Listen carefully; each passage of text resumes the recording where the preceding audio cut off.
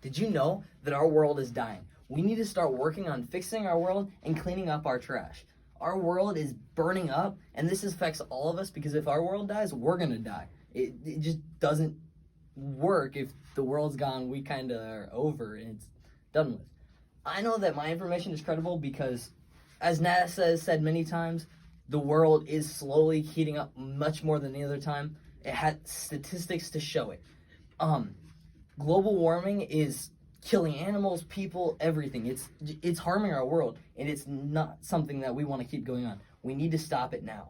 Such terrible things to our world, we can't let them keep going. There are many reasons why global warming is hurting our world, I guess, and things like carbon emission and greenhouse gases are just making life harder. It's going to keep getting worse and worse. It's just going to keep getting hotter until our world is finally burned up. Our world is just something that can't live through all this. As I said, animals and people are going to die eventually. The heat has caused ice and ice caps and stuff like this to melt in the far north Arctic. There's some in the Antarctic, but there's not as many people and carbon as there is in the Arctic. Up in the Arctic north, there are tribes that are even moving farther north than they already currently are in like Canada and Iceland, Russia, Greenland, stuff like that. Not Greenland. Greenland, Canada, and Russia. People are moving even farther north than they currently were because there's so much heat melting up the water. They need the water to live. If they don't have water, they gotta either find more or hope that they get some next summer, which they doubt will happen because it's getting hotter and it's just going to keep disappearing and disappearing. The Scientist magazine talks about how there's reindeer and stuff. These animals are losing the water. Like, as you can see in this picture, there's no snow except for way up here on the top of the mountain, which this entire landscape used to be covered in snow.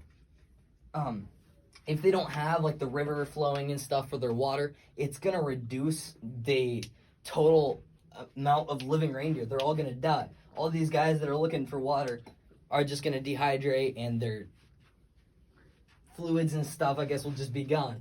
And you can't live without that. Carbon is much higher in, like, after we've, I guess, like factories and stuff. They're making it go higher and higher and higher.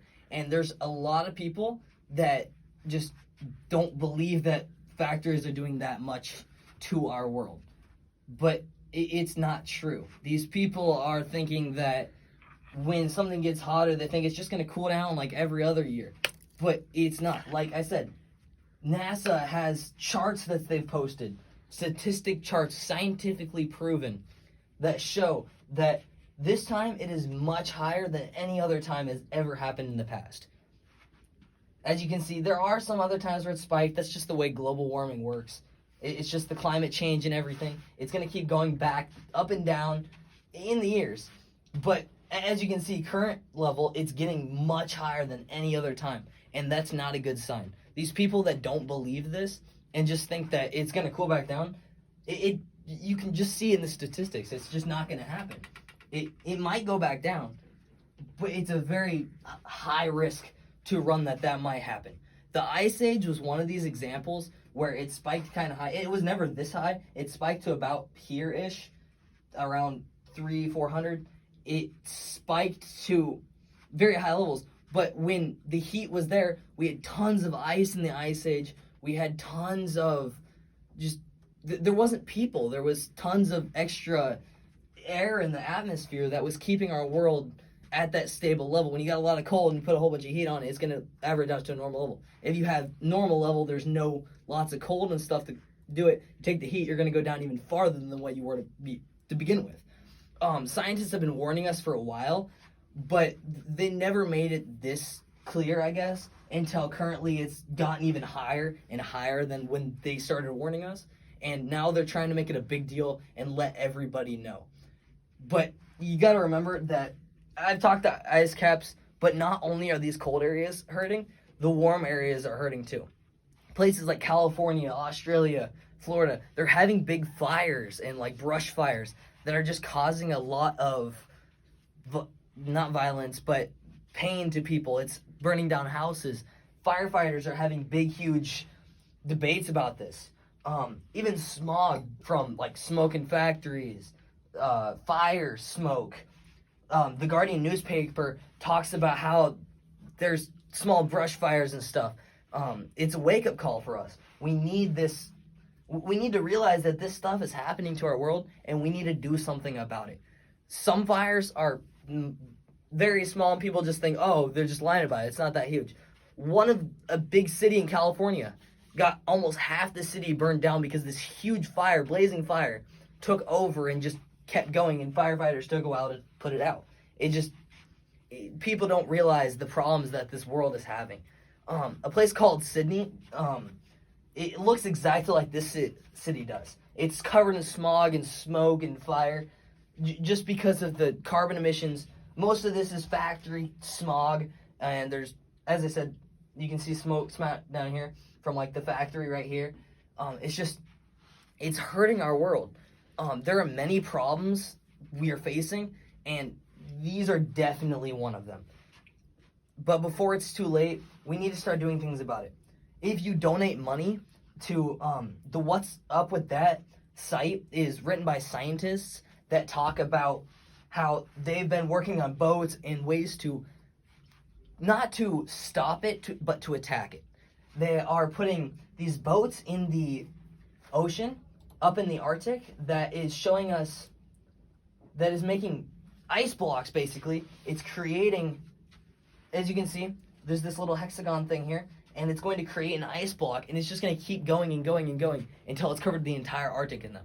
If we could get more people to help donate and just give researchers money, they could make more of these boats. They could make a better developed one. As you can see, it's kind of large. What if we got one that was just barely that size, or even the ice blocks were twice the size? It would speed things up.